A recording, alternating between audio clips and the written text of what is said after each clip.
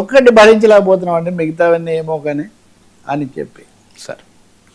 Sir Nagababu అసహనం వర్మ యుద్ధం నేను ఒక వీడియో చూశాను మొన్ననే వర్మకు సంబంధించి అది జరిగింది పిఠాపురం. సరే అది యాదృచ్ఛికంగా జరిగిందని నేనేం అనుకోవట్లేదు. ఒకసారి అయితే ఏదో అలవాటు పొరపాటు గ్రహపాటు అన్నట్టుగా ఏదో అనుకోవచ్చు, కానీ కాదు కదా. ఇక్కడ అలవాటు దాదాపు పదే పదే ఇవే జరుగుతున్నాయి. అంటే అక్కడ పరస్పరం ఉండాల్సిన సమన్వయం లేదు, ఒకరికొకరు ఆ పద్ధతిలో చూసుకోవడం లేదు. రెండోది ఒకరి ఉనికిని ఇంకొకరు ఒకరి ఉనికిని అంటే పెద్దవాళ్ళ ఉనికిని ఎవరేం చేయలేరు కదా, మిగిలిన వాళ్ళ ఉనికిని లేదా అంతకుముందున్న వాళ్ళ ఉనికిని సహించే పరిస్థితి లేదా అనిపిస్తుంది నాకు. ఆశ్చర్యంగా ఈ వీడియో నేను చూశాక నాకు కలిగిన ఆశ్చర్యం అంటే నాగబాబు ఇది నిజమా ఫేకా, ఒకవేళ రేపు ఫేక్ అని వాళ్ళు చెప్తే తీసుకోవడానికి కూడా సిద్ధమే. ఇందులో నాగబాబు మాట్లాడుతూ ఉంటారు ఫేస్బుక్లో, ఇదేమి ఎవరు దీంట్లో పెట్టింది కూడా కాదు. వాళ్ళు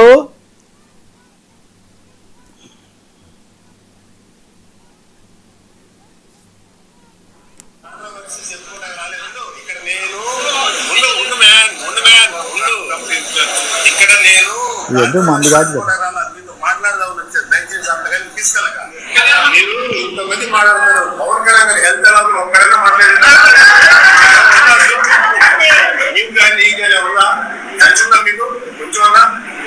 పవన్ కళ్యాణ్ గారు ఆరోగ్యంలో ఒప్పుకోగలిగారా? ఏ నియోజకవర్గం నుంచి తినరో ఎంత కష్టపడ్డారో దానికోసం ఆయన ఆరోగ్యం కూడా ఎఫెక్ట్ అయితే అడుగుతున్నారా?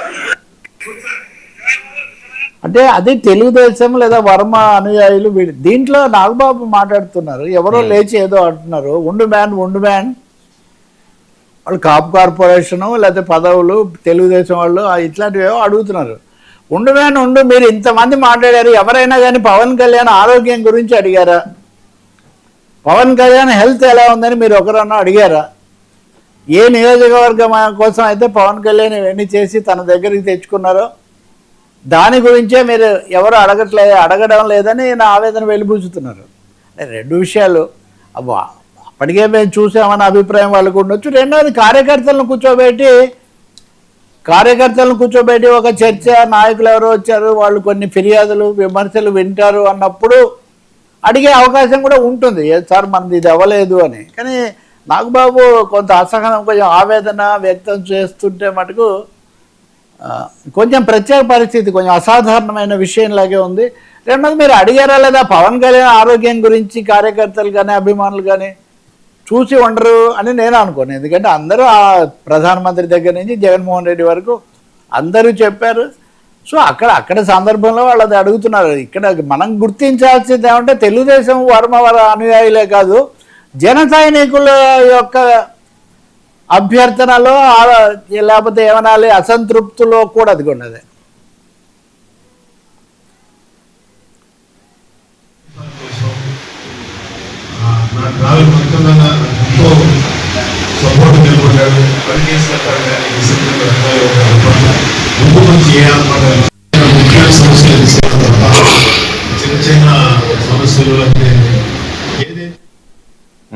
కాకపోతే ఇక్కడ ఒకటే ఆసక్తికరం,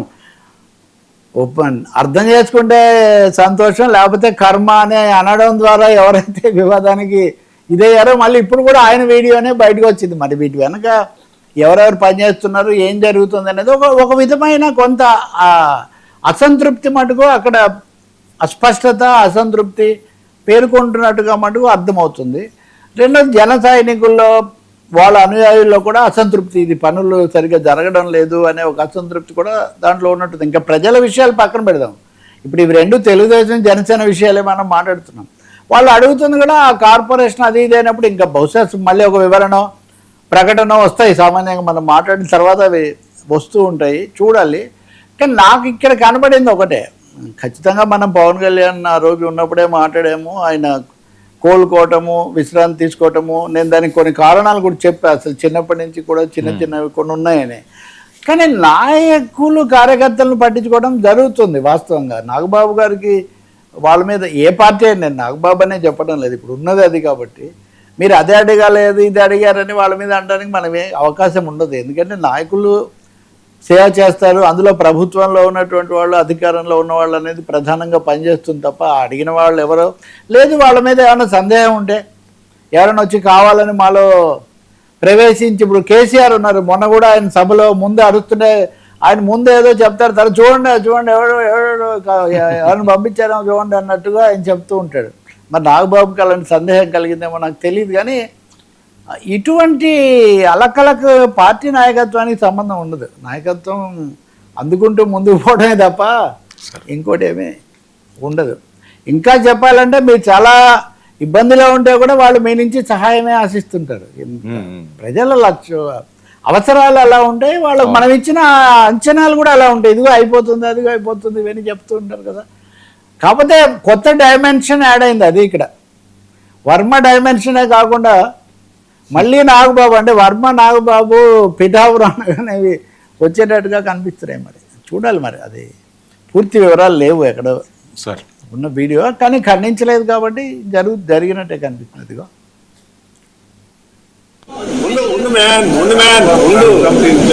ఇక్కడ నేను కాంట్రవర్సీ ఎక్కువ మీతో మాట్లాడదాం వచ్చాను, దయచేసి అంతగాని తీసుకెళ్ళక.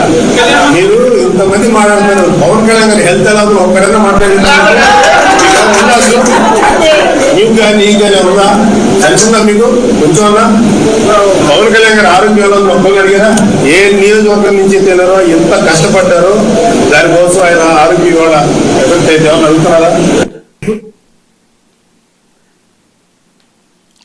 ఇదే ప్రజా జీవితంలో ఎలా ఉంటుందంటే మనం ప్రజలు చేస్తుంటాము, అనారోగ్యము నేరుగా వాళ్ళకి ముడిపడుతుందా, రెండవది అలా పవన్ కళ్యాణ్ అలా భావిస్తారని నేను అనుకోవట్లేదు. నాగబాబు బహుశా కొంత ఆగ్రహానికి ఆయన గురై ఉండొచ్చు, ఆగ్రహానికో అసహనానికో, కానీ వీలైనంత వరకు కార్యకర్తలను అభిమానులను వెంట తీసుకోవడం చాలా మంచిదే.